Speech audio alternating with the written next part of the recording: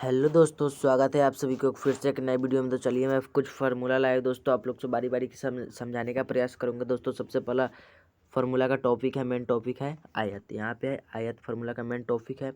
और पहला फार्मूला आयत का क्षेत्रफल क्या होता है। आयत का क्षेत्रफल यानी लंबाई गुने चौड़ाई आयत का क्षेत्रफल होता है। यहाँ पे दोस्तों इसका चित्र भी दिया है, इसके बारे में बाद में मैं समझाऊंगा। और दोस्तों दूसरा है आयत का परिमाप क्या होता है। आयत का परिमाप यहाँ पे 2 इंटू लंबाई प्लस चौड़ाई आयत का परिमाप होता है। और आयत का विकर्ण क्या होता है।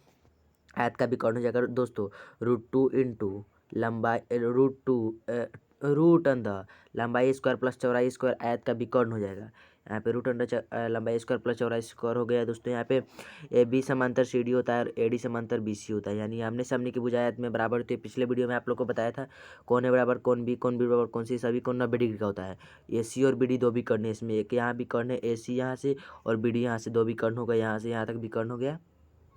और यहाँ के भुजा बराबर होती है, ये भुजा और इसके बराबर होती है।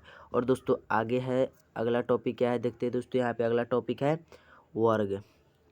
वर्ग यहाँ पे अगला टॉपिक है। तो वर्ग का क्षेत्रफल क्या होता है, भुजा स्क्वायर वर्ग का क्षेत्रफल होता है। या इसका दूसरा भी फॉर्मूला होता है विकर्ण स्क्वायर बटा 2, ये बाद में मिलेगा दोस्तों। अभी आप लोगों को क्लास 8 के लिए सिर्फ वर्ग का क्षेत्रफल हो जाएगा भुजा स्क्वायर, और वर्ग का परिमाप 4 गुने भुजा, और वर्ग का विकर्ण हो जाएगा √2 गुने 1 भुजा। और यहाँ पे ए बी बराबर बी सी और सी डी और डी, यानी चारों भुजा आपस में बराबर होती है। इसमें भी दो विकर्ण होते हैं, यहाँ से यहाँ तक एक विकर्ण हो गया। कोण भी प्रत्येक कोण 90 डिग्री का होता है, और जिसमें चारों भुजा बराबर होती है इसमें भी दो विकर्ण होता है। और आगे क्या है दोस्तों, चलते हैं यहाँ पे आगे दिया है आपका है आगे चतुर्भुज। चतुर्भुज समलंब चतुर्भुज का क्षेत्रफल क्या होता है, 1/2 गुने समांतर भुजाओं का योग गुने समांतर भुजाओं की दूरी।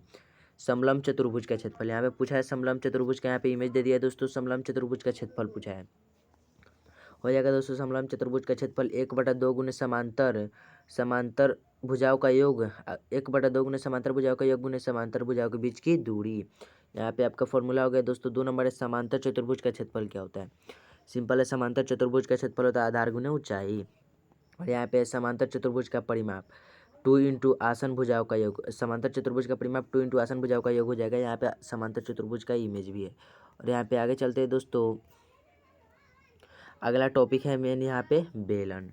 बेलन किसे कहते हैं, तो बेलन किसे कहते हैं, तो बेलन कितने प्रकार के, बेलन का फॉर्मूला कुछ दिया है दोस्तों। यहाँ पे बेलन का वक्रपृष्ठीय क्षेत्रफल क्या होता है, 2πr/h। बेलन का वक्रपृष्ठीय क्षेत्रफल 2πr/h।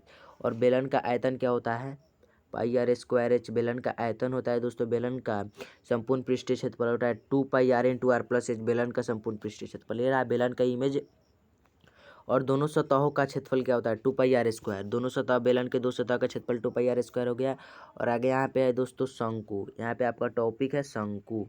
शंकु का वक्र क्षेत्रफल क्या होता है, या वक्र पृष्ठीय क्षेत्रफल भी बोल सकते हैं दोस्तों, πr/l शंकु का वक्र पृष्ठीय क्षेत्रफल होता है दोस्तों। शंकु का पृष्ठीय क्षेत्रफल क्या होता है, πr×r+l। और शंकु का आयतन 1/3 πr²h। और लंबाई चौड़ाई ऊंचाई सब आगे मिलेगा दोस्तों, 10th क्लास का ये सब है। और आगे चलते हैं दोस्तों, यहाँ पे आगे आपका टॉपिक घन। घन का फॉर्मूला है, तो घन का आयतन क्या होता है, भुजा क्यू। ए क्यू आप बोल सकते हैं, ए का क्यू 1/3, ए क्यू भी बोल सकते हैं दोस्तों। घन की एक भुजा बराबर √n आयतन, घन की एक भुजा √n आयतन। घन का विकर्ण √3 गुने 1 भुजा। घन का संपूर्ण पृष्ठीय क्षेत्रफल हो जाएगा 6 गुने भुजा स्क्वायर। और घन वर्ग होते हैं, घन वर्गाकार होते हैं। एल बराबर बी बराबर एच।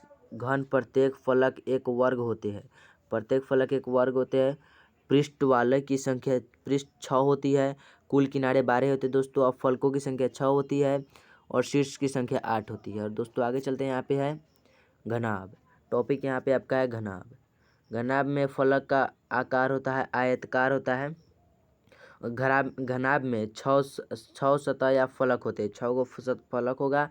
घनाभ में 12 किनारे होंगे, 8 शीर्ष होता है। घनाभ का आयतन क्या होता है, लंबाई गुने चौड़ाई गुने ऊंचाई। घनाभ का आयतन हो जाएगा दोस्तों। घनाभ का चौड़ाई क्या होगा, आयतन बट्टा लंबाई गुने चौड़ाई। या घनाभ की सभी पृष्ठों का क्षेत्रफल होता है 2 इंटू लंबाई गुने चौड़ाई प्लस चौड़ाई गुने ऊंचाई प्लस ऊंचाई गुने लंबाई, यानी इसको 2 इंटू LB+BH+L इसका ही इंग्लिश में दोस्तों है। और घनाभ का विकर्ण क्या होता है, √2 इंटू लंबाई स्क्वायर प्लस चौड़ाई स्क्वायर प्लस ऊंचाई स्क्वायर।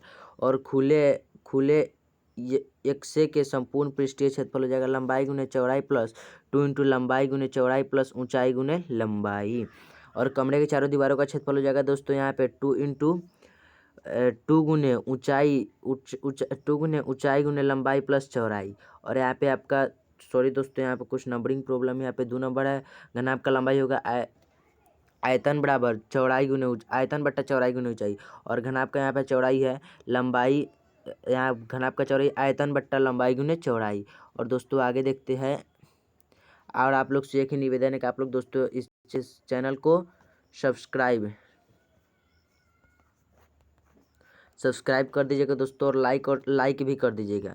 तो मिलते हैं नेक्स्ट वीडियो में, तब तक के लिए जय हिंद जय भारत।